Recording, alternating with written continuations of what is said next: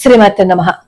లక్ష్మణ స్వామి మూర్ఛపోయినప్పుడు ఆంజనేయ స్వామి వారు సంజీవని పర్వతం కోసం వెళ్తారు కదా. అలా సంజీవని పర్వతాన్ని వెళ్లి తీసుకుని వస్తుంటే ఒక అర్ధ భాగం ఒక చోట పడిపోయిందనమాట. ఆ అర్ధ భాగం పడిన ఆ ప్రదేశాన్ని అర్ధగిరి ఆంజనేయ స్వామి వారు అని చెప్పి పిలుస్తారు. ఇది ఎంత అద్భుతమైన క్షేత్రము అంటే, కొండ ఎక్కుతుంటే అనుభవపూర్వకంగా ఎంతో మంది భక్తులు చెప్తూ ఉంటారు, శ్రీరామ శ్రీరామ అనే నామం వినిపిస్తూ ఉంటుందట. ఏదైనా పుణ్యక్షేత్రాన్ని మనం దర్శించుకుంటున్నాము అని అనుకోండి, భక్తితో అక్కడికి వెళ్తాం, భక్తితో ప్రారంభం అవుతుంది మన యాత్ర, కానీ అనుభవంతో ముగుస్తుంది. ఏ క్షేత్రానికి వెళ్ళినా భక్తితో మాత్రమే చేస్తాం అక్కడికి వెళ్ళినప్పుడు, కానీ వచ్చేసేటప్పుడు ఎన్నో అనుభవాలు మూట కట్టుకుని వస్తాం. మన జీవితాలని అద్భుతంగా మార్చిన ఆలయాలు ఎన్నో ఉంటాయి. ప్రతి ఒక్కరి జీవితంలో నేను ఫలానా ఆలయానికి వెళ్ళాను, ఆ ఆలయానికి వెళ్తే నా జీవితం ఇలా మారిందని, సంతానం కలిగిందని, ఆరోగ్యం బాగుపడిందని, మేము ఆర్థికంగా బాగున్నామని ఎంతో మంది చెప్తూ ఉంటారు కదా. అలా ఆరోగ్యాన్ని బాగు చేసుకున్న ఎంతో మంది భక్తులు ఈ అర్ధగిరి ఆంజనేయ స్వామి వారి గురించి చెప్తూ ఉంటారు. అయితే ఈ మహిమలన్నీ సుత్తి, ఇవన్నీ భూటకము అని కొట్టి పారేసే వాళ్ళకి జీవితం ఎప్పుడూ భూటకంగానే ఉంటుంది, సుత్తిగానే ఉంటుంది. కానీ అక్కడ స్వామి ఉన్నారు, అద్భుతం జరుగుతుంది, అక్కడ అమ్మవారు ఉన్నారు, అద్భుతం జరుగుతుంది అని ఎవరైతే వెళ్లి కొలుస్తారో, ఎవరైతే నమ్మి ప్రార్థిస్తారో వాళ్ళ జీవితాల్లో అన్ని అద్భుతాలే జరుగుతాయి. అలా ఈ అర్ధగిరి ఆంజనేయ స్వామి వారి ఆలయంలోకి వచ్చి స్వామి వారికి నమస్కారం చేసుకుని ఎంతో మంది వాళ్ళ సమస్యలని పరిష్కరించుకుంటున్నారు. ఈ స్వామి వారి ఆలయం దగ్గరే సంజీవరాయ పుష్కరిణి ఉంది.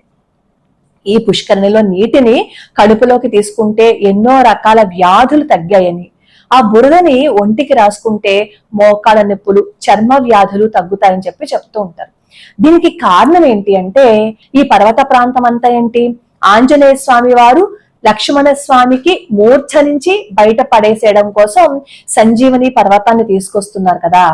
ఔషధ మూలికలతో కూడి ఉన్న ఆ పర్వత ప్రాంతాల మీద వర్షం కురిసినప్పుడు ఆ నీరంతా ఈ సంజీవరాయి పుష్కరిణిలోకి చేరితే ఆ నీటిని తీసుకోవటం వల్ల మనకి ఎన్నో రకాల వ్యాధులు నయమవటం మాత్రమే కాకుండా ఆ బురద కూడా ఔషధంగా మారి ఒంటికి రాసుకోవటం వల్ల చర్మ వ్యాధులు తగ్గుతాయి. అయితే మనం మన ప్రయత్నం చేయాలి. మన ప్రయత్నాన్ని వదిలేసి ఇక్కడికి వచ్చి చేస్తున్నాను అంటే అది కరెక్ట్ కాదు. మన ప్రయత్నం చేస్తూ భగవంతుడి పాదాలు పట్టుకోవాలి.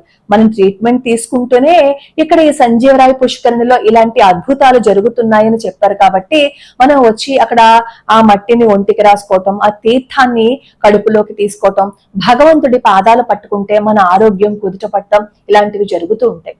చెప్పాను కదా, భక్తితో మొదలవుతుంది ఏ ఆలయానికి వెళ్ళినా, కానీ అనుభవంతో ముగుస్తుంది. హనుమత్ జయంతి రోజుట ఎంతో మందికి అర్ధగిరి ఆంజనేయ స్వామి వారి ఆలయంలో ఆంజనేయ స్వామి వారు ప్రత్యక్షంగా ఎంతో మందికి కనిపించారట. ఆ చుట్టుపక్కల పరిసర ప్రాంతాలలో ఏవో నిశ్శబ్ద మంత్రాలు వినిపిస్తూ ఉంటాయని చెప్పి ఆలయానికి వెళ్ళిన వాళ్ళు చెప్తూ ఉంటారు. అలాగే ఆ పర్వత ప్రాంతాల్లో శిలలు కూడా ఏ ఆకారంలో ఉంటాయో తెలుసా, అన్ని వానర ఆకారంలోను, అలాగే నరసింహస్వామి వారి ఆకారంలోనూ కనిపిస్తాయట చాలా మటుకు శిలలు. ఇది నిజంగా అద్భుతమే కదా.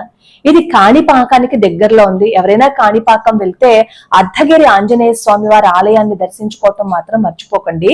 చిత్తూరుకి 20 కిలోమీటర్ల దూరంలో ఉంది.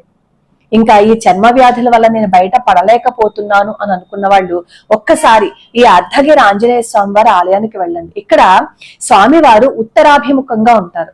ఉత్తరాభిముఖంగా ఉన్న ఆంజనేయ స్వామి వారిని దర్శించుకుంటే సంపదతో పాటు ఆరోగ్యం కూడా వస్తుంది అని చెప్పి చెప్తారు. ఈ రోజు మనకి ఆంజనేయ స్వామి వారి ఆశీస్సులు ఉన్నాయేమో, అందుకే అర్ధగిరి ఆంజనేయ స్వామి వారిని మనం స్మరణ చేసుకుంటున్నాం. ఇక్కడ మట్టి బంగారమే అని చెప్తారు. ఇక్కడికి వస్తే జీవితం మారుతుందనే చెప్తారు.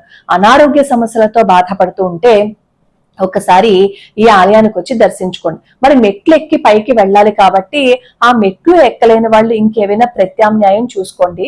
మిగతా వాళ్ళందరూ హాయిగా చక్కగా వెళ్ళి రావచ్చు. ఆంజనేయ స్వామి వారి దయ వల్ల అందరికీ ఆరోగ్యం బాగుండాలని, అందరి జీవితాల్లో సుఖ సంతోషాలు ఉండాలని నేను మనస్ఫూర్తిగా కోరుకుంటున్నాను.